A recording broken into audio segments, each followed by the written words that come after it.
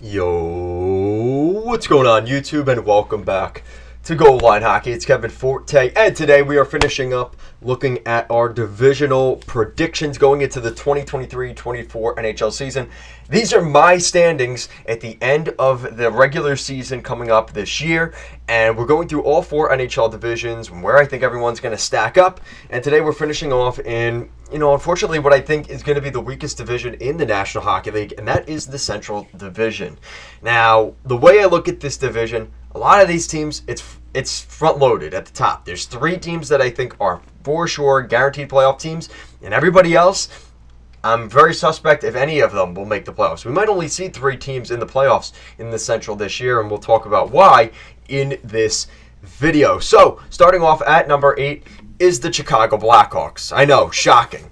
Now, obviously, this isn't going to shock most of you, but the Chicago Blackhawks, yes, they're going to have Connor Bedard in there, but this is not a good hockey team. There's a team that still has not much goaltending, not much defense, and a little bit of depth starting to develop up front. The Blackhawks are rebuilding. They're going to continue that trend this year. They're going to finish bottom 5 in my NHL standings. I think they're going to be in the running for a really good talent and next summer, maybe Max Celebrini, the projected first overall pick.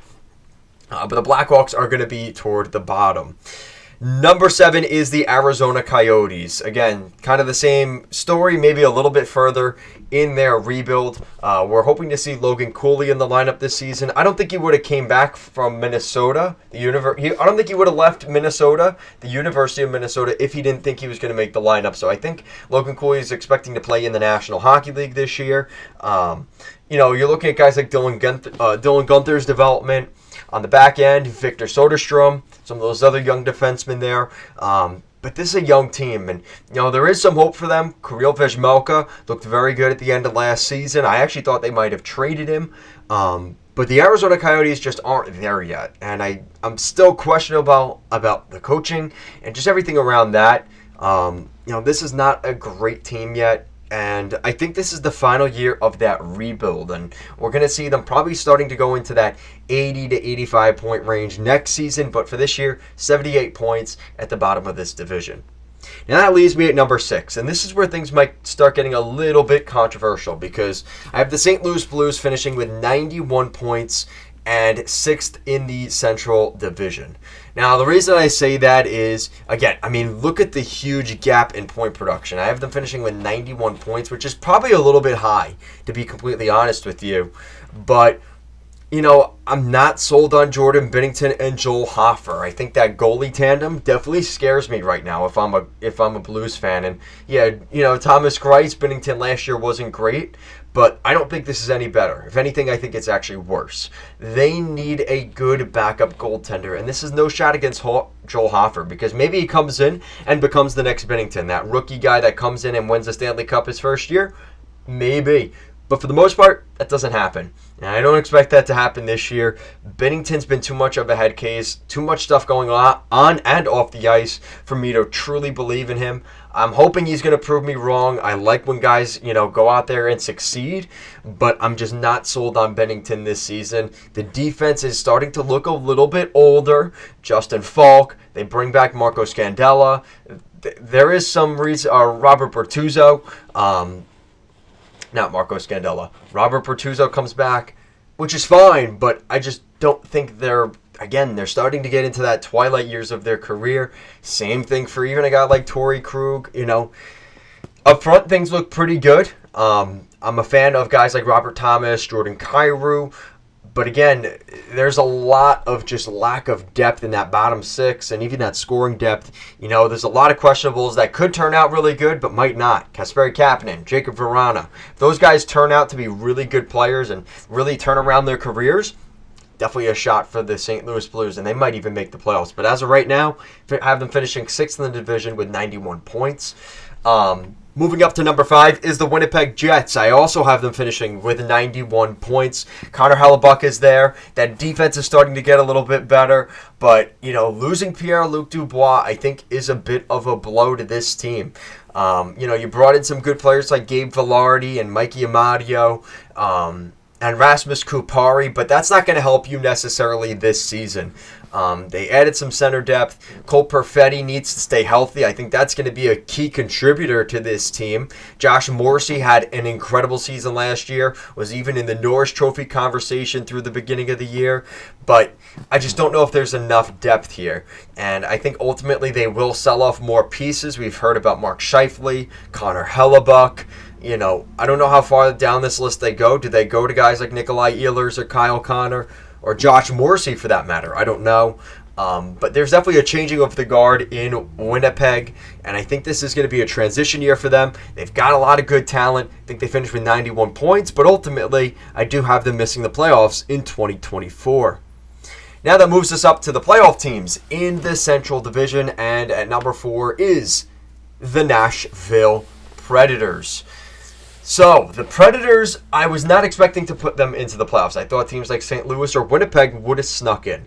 But with some of the acquisitions they made this summer, yes, they brought in O'Reilly. Yes, they brought in Luke Schenn. But they also brought in guys like Gustav Nyquist. And if he can stay healthy, they've got some decent veterans on this team. And don't forget some of the guys, in mop-up garbage time last year, Igor Afanasyev. Trying to remember some of the other guys. Those guys played well down the stretch. Luke Evangelista. Trying to remember who else was there. Maybe the emergence of Dante Fabro, who's been there for a couple years. Alex Carrier, who played really well last season. The Nashville Predators could be a playoff team. And with UC Saros there, that is the defining factor between maybe a team like them and St. Louis. A team like St. Louis doesn't have that goaltending. Nashville does. And that's what I think separates them from some of these other teams. And that's why I have Nashville making the playoffs with 97 points. Again, I don't think they're going to be that great. 97 points is not going to make the playoffs in the Eastern Conference. But luckily, they don't play in the Eastern Conference, and they don't play in the Atlantic or the Metropolitan Division. They play on the West Coast in the Western Conference. So the way I look at this, I think Nashville, again, a lot to like here. The defense is pretty good still. The offense got a lot better with some of those moves they made. Barry Trotz coming in as the general manager, which is weird to say. But this is a pretty good hockey team. I don't like seeing guys get fired. But I got to admit, I think bringing in Andrew Brunette, really good move there by Barry Trotz. And the fact they've got new management, new guy behind the bench, a pretty good team that's going to be on the ice with O'Reilly, Schenn, and Nyquist as leadership. I have Nashville making the playoffs, and I think they could be a team that could surprise someone. They might be the team that knocks off a Colorado or a Minnesota or a Dallas in the first or second round of the playoffs. Keep an eye out for Nashville this coming season. I think they're a team to definitely watch.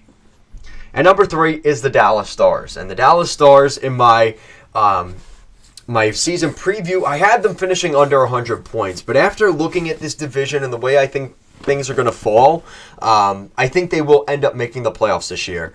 They're a team that has a lot of talent still.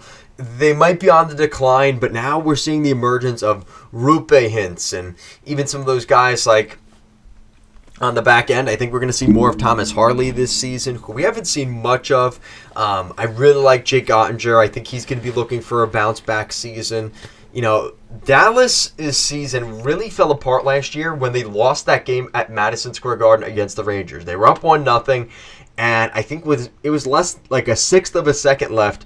Keandre Miller scored. They end up winning the game in overtime, and Dallas' season it seemed like any really good aspirations for a cup run fell apart after that. They started to lose a bunch of games, and the team kind of just lost their form. And I hope that's not the case this year. Jamie Benn's returning. Tyler Sagan's returning. Ryan Suter's returning. They've got some core veterans to this team. But do they have enough scoring depth and enough defensive depth to get them where they want to go? Maybe going back on another run to the Western Conference Final or even the Stanley Cup Final. I think that is in the cards for Dallas. Pete DeBoer's still there. Things usually fall off after year one for Pete DeBoer. So we'll see how things go this year. But I do have them finishing with 104 points. I think Ottinger is going to bounce back. We're going to see the emergence of guys like Jason Robertson. Gavrik Bork is a young guy, a young prospect a lot of people are excited about. So we'll see how things go for this team. But I have them finishing with 104 points and making the playoffs. And I have them rematching with the number 2 team in the Central Division, and that's the Minnesota Wild. I think the Minnesota Wild, first of all, going back to to those North Star jerseys as a alternate uniform. Great move there. And shout out to Urban, our Minnesota Wild fan here at Goal Line Hockey. I think the Minnesota Wild will finish with 106 points. I think they're a good team. They have some questions about that center depth. I love the goaltending with Philip Gustafsson, and even if Fleury doesn't play his best, having Gus Bus back there is going to change the look of this team. And, I think we're going to see a better season this year from guys like Jared Spurgeon, Jonas Brodin. They did not play well last year, in my opinion. I expect them to play better. Marco Rossi has to have his kind of coming out party. He's kind of due, and I think there's going to be a big season for him, as well as some of those other guys on this Wild team. And that leads me to number 1, which is the Colorado Avalanche. 2 years removed now from a Stanley Cup. Eric Johnson moved on from the team, going up to Buffalo this past offseason. They still have the 2 best defensemen, in my opinion, in the game, and that's even with Pelech and Pulak on my New York Islanders. I think Devon Toews and Cale Makar are that talented, that electric on the blue line. This is a really good hockey team. The goaltending still a little bit sus, but I think there's enough there. With Alex Georgiev and the tandem they have there where they can get to the top of that division. And, everybody's talking about how they're not going to have Landeskog this season and this and that. Totally understand. But if anything, I think they know that he's not coming back this year. They're going to use that as a chip on their shoulder. They didn't do as well as they would have liked last season, losing to Seattle in the first round. That definitely surprised a lot of people. I think that extra rest is going to be a benefit. They've already gone a full season without Landeskog last year. You still have Nathan McKinnon. You've still got guys who I think could really break out this season, like Jonathan Drouin. I'm really interested to see what happens with the Colorado Avalanche, but I have them finishing with 114 points and winning the Central Division. So just a quick recap of my divisional standings. We've got Chicago at the bottom, Arizona, St. Louis, Winnipeg, Nashville, Dallas, Minnesota, and 114 points, your Central Division champions, the Colorado Avalanche. So guys, that's it for today's video. Let me know what you think down below of the Central Division and where you think the standings are going to fall. Also stay tuned. We're going to be doing a power rankings in the next few weeks as we get ready for the beginning of the season. We'll be doing a weekly power rankings every Friday afternoon, so definitely stay tuned for that. Guys, as always, thank you so much for watching, and I'll see you in the next video. Peace.